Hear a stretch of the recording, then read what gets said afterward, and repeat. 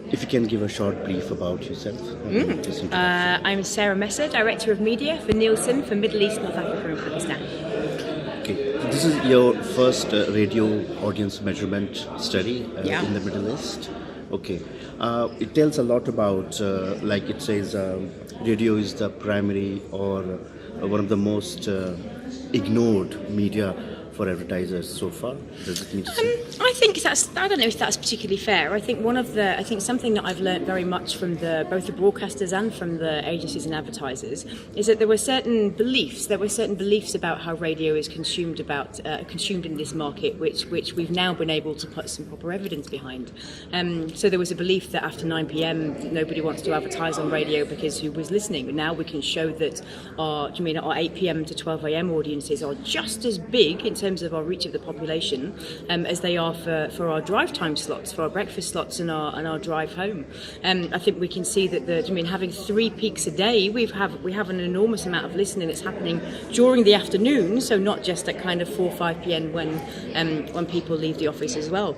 I also think what we can also see is that, again, weekend has traditionally been a very downtime for radio, and people, again, advertisers not particularly wanting to be seen on radio at the weekend. And again, we can see that actually listening levels, of course, they're lower than during the weekday, but are still significant in terms of size. So I think that's the real difference that this data brings, is that we can really start to speak to some of those stories, speak to some of those instinctive things that people have thought about, and really put the data and the evidence behind that.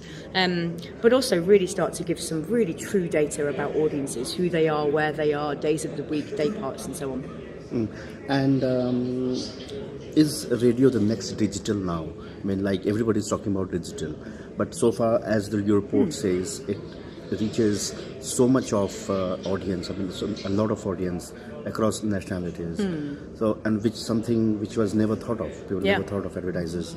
So, are you going to see radio becoming the dominant mode of advertising for advertisers? So from my perspective, I think the big difference here is having currency. What does an advertiser want? An advertiser who is spending, a large or a small amount of money, they want to know who they're buying. They want to know that they're reaching the target audience that they expect to be able to buy. And so when you have data, and it's great that the radio is so strong, it's really interesting that radio is so strong here, but when you have data like this, that the advertisers can really start to see who they're buying and what the broadcasters are selling, then that drives any industry forward. I mean, I don't know if I'd go as far as saying it's the next digital. I think the two things are very different, but I also think they're very complementary.